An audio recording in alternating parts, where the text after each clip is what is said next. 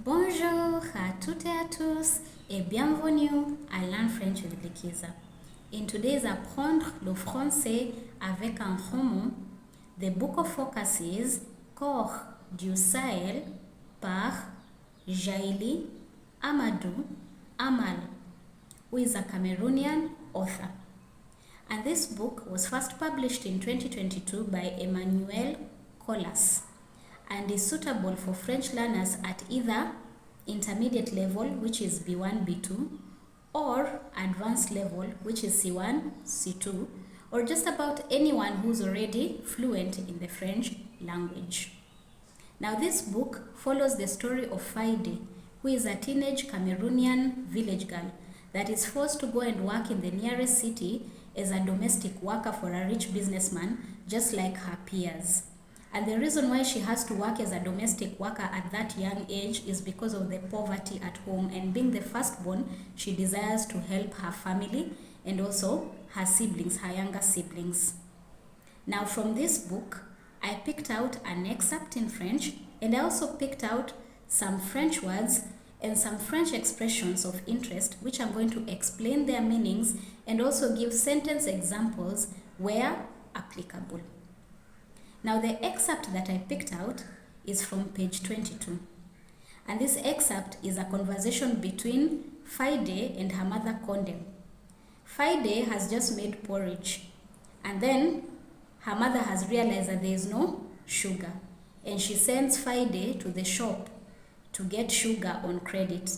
But Faide informs her mother that the shop owner can no longer sell to them on credit because they haven't finished paying their previous debts.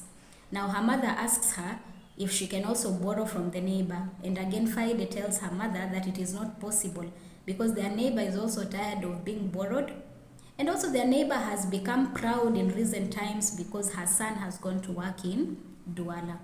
So I'm going to read from this excerpt, and I'm going to pick out some words from this excerpt and also an expression and explain their meanings.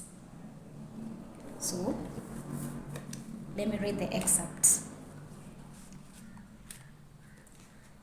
La plus jeune des enfants de Condem, qui dort dans la case, se met à pleurer et tire de ses pensées sa mère qui s'empresse d'aller voir ce qui se passe.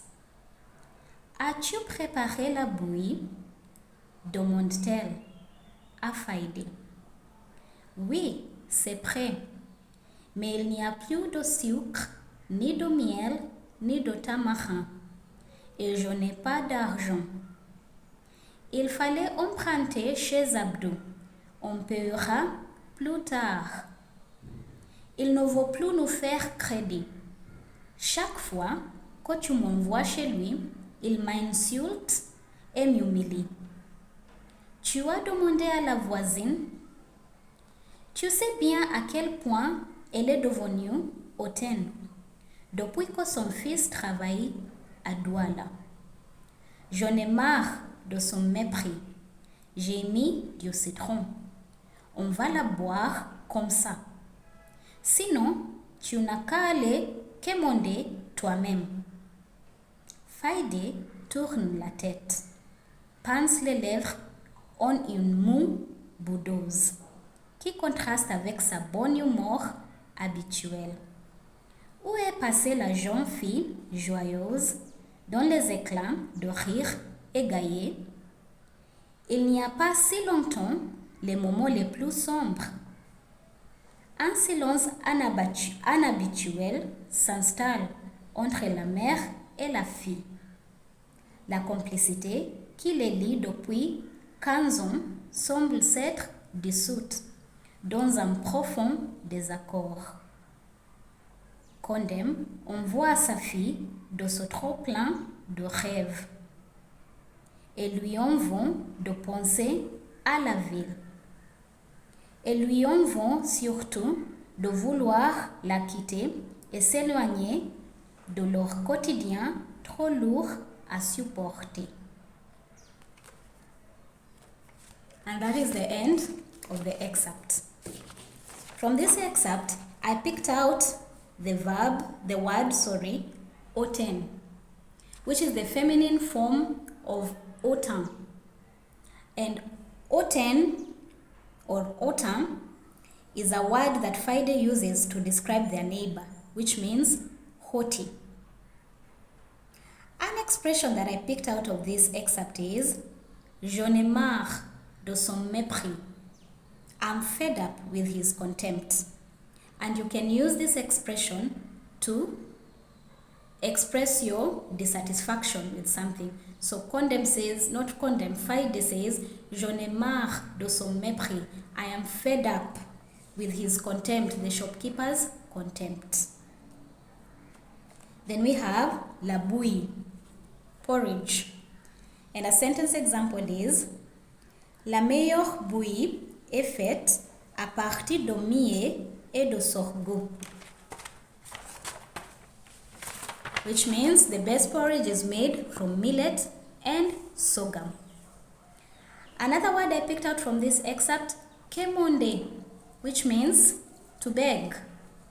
For example, la famille a quémandé justice pour son fils. The family begged for justice for their son. And then we have les éclats de rire, bursts of laughter. And finally, un mot boudeuse, a pouty face, which is a facial expression of displeasure.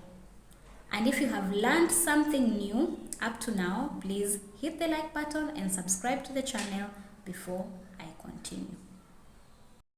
Other words and expressions I picked out from the book are as follows. Le trousseau. This word comes about from the French word trousse, which translates to either a bundle or packet. It can also mean a pencil case in modern times. Le trousseau in this case refers to the household items which are often gathered over a period of time by the bride's family to be used in the bride's newly married life. It may also include the wedding outfit and jewelry the bride will wear on her wedding day.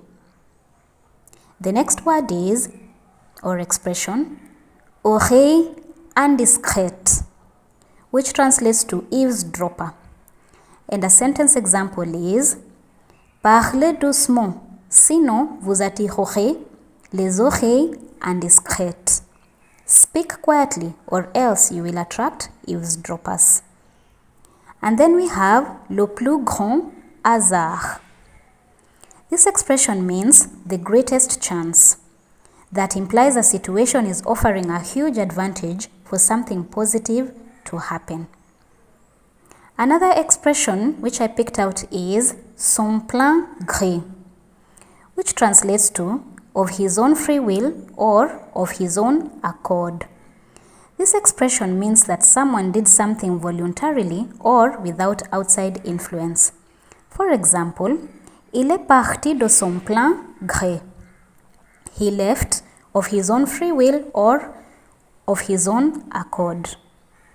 Then we have citadin for male or citadine for female, which translates to city dweller. And the opposite of citadin and citadine is villageois for a male, villageoise for a female, to mean villager. We also have bonté, which is another word that I picked out, and it translates to goodness or kindness.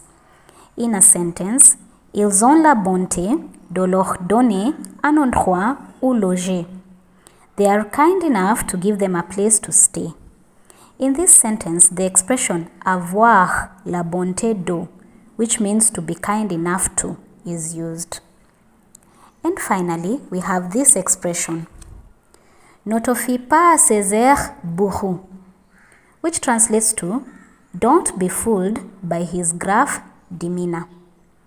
In a sentence, il peut être très serviable, ne te fie pas à ses airs bourrus. He can be very helpful.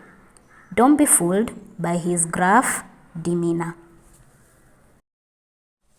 And that is the end of our Apprendre le français avec un roman segment. Did you learn something new? Did you enjoy this format? If so, tell me in comments and I'll be sure to respond to your comments. Please like, subscribe to the channel and share before leaving. You can also check out my pinned comment for the various ways in which you can support me and my work and on how to join a French class with me. À bientôt!